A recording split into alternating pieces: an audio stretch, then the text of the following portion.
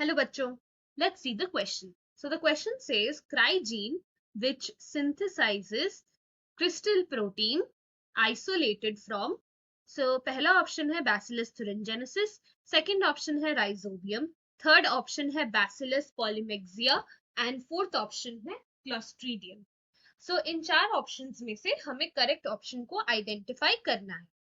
Now इस question में key concept है to understand what is cry gene. So ये एक easy question है. Let's begin by first understanding the key concept. So सबसे पहले cry gene is present in the genome of Bacillus thuringiensis. So Bacillus thuringiensis एक bacteria है जिसके genome में cry gene present होता है. नाउ क्राई जीन का फंक्शन ये है कि it codes for the protein which is known as the crystal protein. अब ये जो क्रिस्टल प्रोटीन है ये एक एंडोटॉक्सिन है. अब ये एंडोटॉक्सिन का फंक्शन होता है majorly to kill insects, particularly bollworms.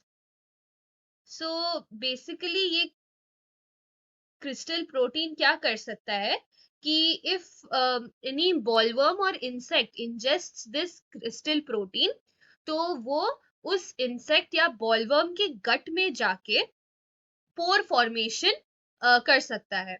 And because of the formation of pores in the gut of the insect and the bollworms तो क्या होगा, ये बॉलवर्म्स डाई कर जाएंगे. So basically crystal proteins can kill bollworms or insects. So they are like an endotoxin. So ये crystal protein is encoded by the gene cry gene which is present in the bacteria Bacillus thuringiensis. अब ये जो cry gene है ये बहुत extensively use किया जाता है in the field of biotechnology.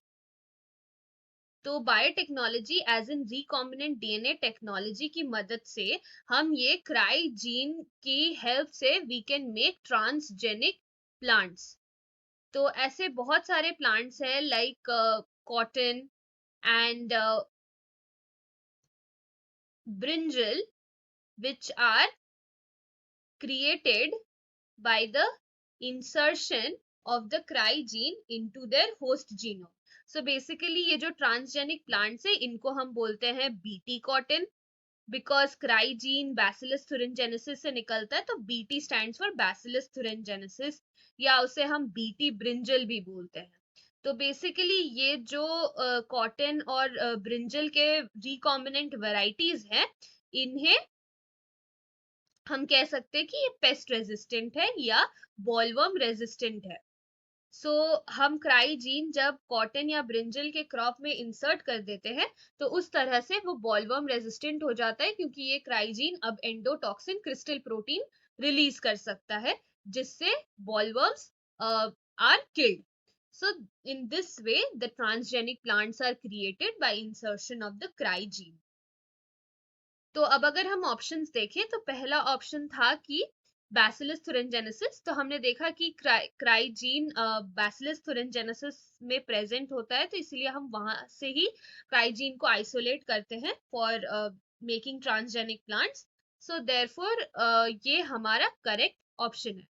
Second है राइजोबियम. तो राइजोबियम में क्राई जीन प्रेजेंट नहीं होता है सो ये इनकरेक्ट है. Third Bacillus polymyxa, similarly cry gene इसमें भी प्रेजेंट नहीं होता है तो ये भी गलत है. And fourth Clostridium, again Clostridium में भी क्राई जीन नहीं होता है तो क्रिस्टल प्रोटीन भी नहीं बनेगा. So again this is also incorrect. So हमारा करेक्ट आंसर है Bacillus thuringiensis. So final answer for this question is option number 1, that is Bacillus thuringiensis. ये हमारा फाइनल आंसर है. Hope you understood this well. Best of luck. Thank you.